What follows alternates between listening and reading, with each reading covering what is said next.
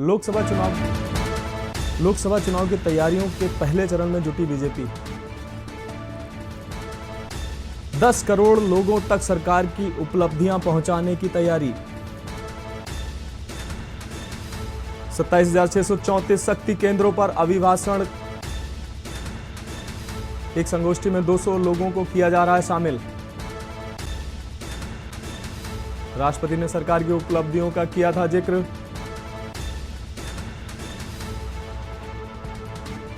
पहले चरण में शक्ति केंद्रों पर शुरू की गई संगोष्ठी। 10 करोड़ लाभार्थियों को जोड़ने का रखा गया लक्ष्य। दूसरे चरण में आम जनता के बीच जाएगी बीजेपी। लखनऊ से आपको बड़ी खबर दिखा रहे हैं। लोकसभा चुनाव की तैयारियों के पहले चरण में जुटी बीजेपी। 10 करोड़ लोगों तक सरकार की उपलब्धियां पहुंचाने की तैयारी। 27,634 शक्ति केंद्रों पर अभिभाषण के विषयों पर संगोष्ठी शुरू। एक संगोष्ठी में 200 लोगों को किया जा रहा है शामिल।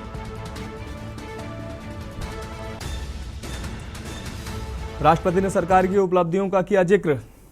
और इसी खबर पर हमारे एग्जीक्यूटिव एडिटर लखनऊ से हमारे साथ जुड़ गए हैं। एग्जीक्यूटिव एडिटर प्रदीप विश्वकर्मा जी हमारे साथ जुड़ गए हैं। प्रदीप जी, जिस प्रकार बीजेपी अपने चुनाव अभियान की शुरुआत कर चुकी है, 10 करोड़ लोगों तक पहुंचने का लक्ष्य रखा है, क्या कुछ खास होने वाला है? क्या तैयारियां हैं बीजेपी की, जानेंगे आपसे।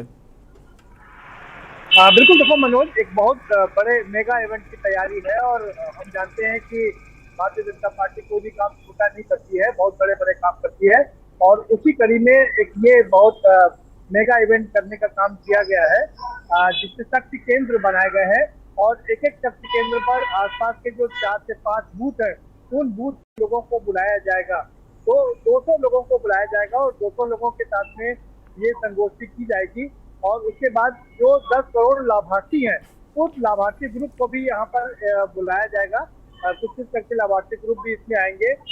राष्ट्रपति मुर्मू ने जो अभिभाषण दिया था अभी बजट सत्र के दौरान, जिसमें भारतीय जनता पार्टी सरकार की उपलब्धियां गिनाई गई थी, उन उपलब्धियों का जिक्र किया जाएगा, उन उपलब्धियों को बताया जाएगा। कुल 24 पन्ने की ये उपलब्धियां थी जो कि द्रौपदी मुर्मू ने पढ़ा था जब दोनों सदनों का, लोकसभा और राज्यसभा के सदन दोनों सदनों का संवेद जब अभी एक यहाँ पर सत्र आह्वान किया गया था, तो उसमें उन्होंने पढ़ा था और उसी 24 पन्ने का जो राष्ट्रपति मुर्मू का भाषण था, उस 24 पन्ने के भाषण को यहाँ पर पढ़ के समझाया जाएगा। एक आदमी 24 पन्ने नहीं पढ़ सकता है, इसलिए इसको 4 भागों में डिवाइड किया गया है, यानी कि 4 लोगों को ये अभिभाषण पढ़ना है।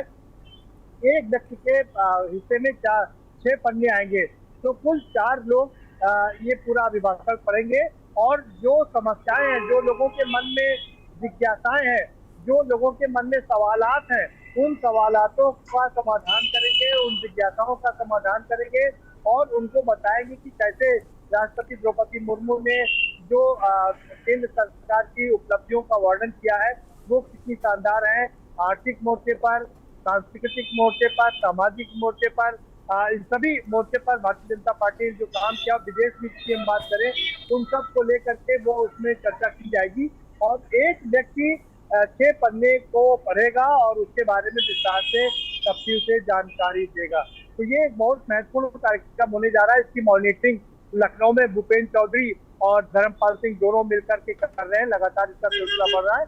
ये 10 करोड़ लोग वो हैं, मनोज, मैं अपने दर्शकों को बता दूं कि जो लाभार्थी ग्रुप है, जैसे उज्ज्वला ग्रुप है, किसान सम्मान निधि है और आयुष्मान में जो लोगों को चिकित्सा सुविधा मिल रही है, इस तरीके जितने भी लाभार्थी ग्रुप है, चाहे शौचालय जिनको मिला हो, प्रधानमंत्री आवास मिला हो, इन सारे लोगों को मिला करके एक बड़ा वर्ग बनाया गया है जो तकरीबन 10 करोड़ के करीब बैठता है और इन्हीं 10 करोड़ लोगों तक अपनी बातों को रखा जाएगा, बताया जाएगा, उन्हें समझाया जाएगा कि आपको ये चीजें मिल चुकी, ये लाभ आपको मिल चुका है, बाकी की योजनाएं भी आने वाली हैं तो आपको उनका भी लाभ मिलेगा।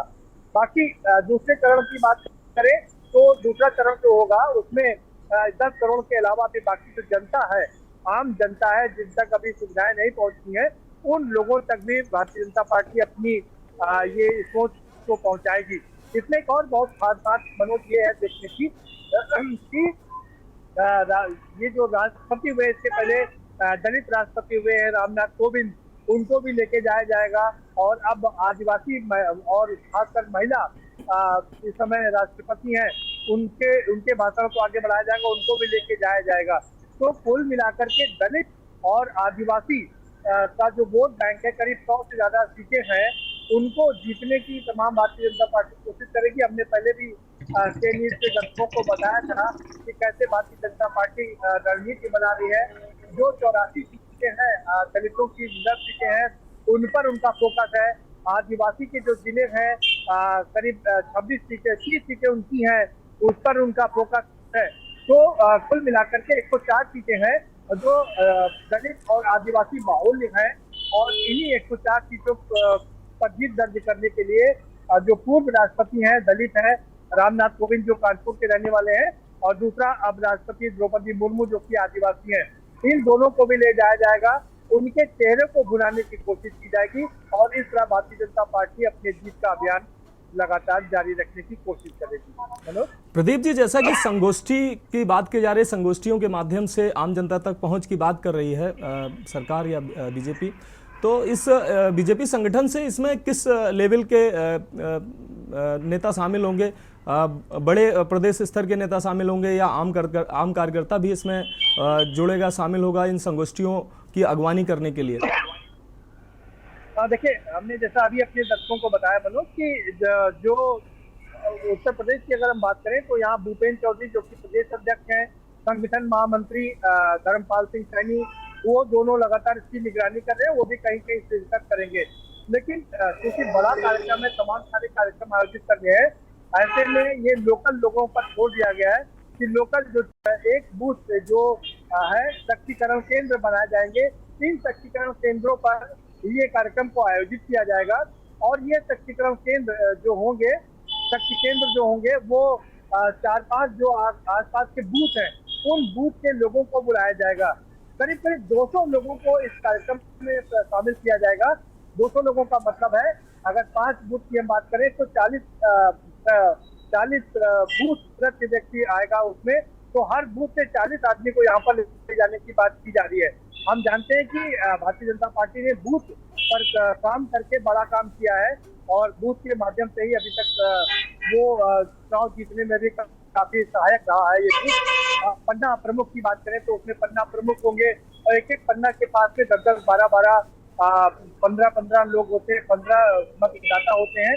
तो कुल मिलाकर के जो 40 मतदाता हैं वहाँ के, उन लोगों को प्रभावित करने के लिए ये लोगों को 200 लोगों को बुलाया जाएगा और लोकल स्तर पर एक बड़ा हर जगह पर कार्यक्रम आयोजित किया जाएगा।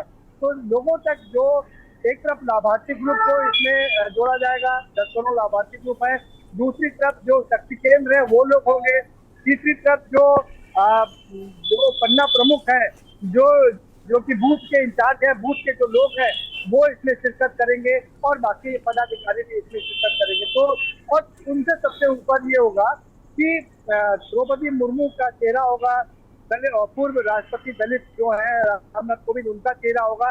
तो कई प्रकार से इसको एक शानदार तरीके से योजना बनाई गई है आम जन तक पहुंचने की, दलितों को लुभाने की, योजनाओं को बताने की, बूथ को मजबूत करने की, यानी कि एक कार्यक्रम और कई प्रकार के का संदेश यहाँ से निकल करके जाएगा और ये भारतीय जनता पार्टी की जीत दिलाने में अहम किरदार निभा सकता है। अब प्रदीप जी, जैसा कि शक्ति केंद्र नाम दिया गया है इन संगोष्ठियों का, तो इसमें महिलाओं का जिक्र होना लाजमी है। तो महिलाओं और युवाओं को जोड़ने के लिए क्या इसमें कुछ विशेष है, या ये शक्ति केंद्रों में या संगोष्ठियों के माध्यम से सभी वर्गों को एक साथ जोड़ने की तैयारी कर रही है बीजेपी? बिल्कुल, देखिए, महिलाओं को भी इसमें जोड़ा जा रहा है और अब तो एक अच्छी बात ये भी है कि संघ भी महिलाओं को जोड़ने की बात कर चुका है।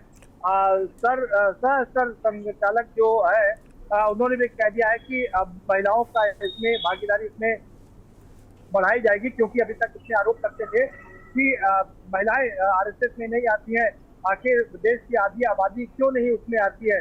तो आरएसएस में भी अब महिलाओं को आगे बढ़ाने की बात की जा रही है, उनको जोड़ने की बात की जा रही है और इसी तरीके से ये जो संगोष्ठी हो रही है, शक्ति केंद्र इसका नाम दिया गया है, इसमें महिलाओं की भी अच्छी खासी भागीदारी होगी, क्योंकि वो घर घर तक संदेश जाएगा, इसलिए महिलाओं को भी बढ़ चढ़ कर इसमें हिस्सा दिलाया जाएगा। जी हाँ, तो बहुत बहुत शुक्रिया प्रदीप जी इस विशेष जानकारी को देने के लिए। तो हमारे एग्जीक्यूटिव एडिटर प्रदीप विश्वकर्मा हमारे साथ लखनऊ से जुड़े हुए थे, जिन्होंने विस्तार से जानकारी दी। तो 10 करोड़ लाभार्थियों को जोड़ने की तैयारी में है बीजेपी।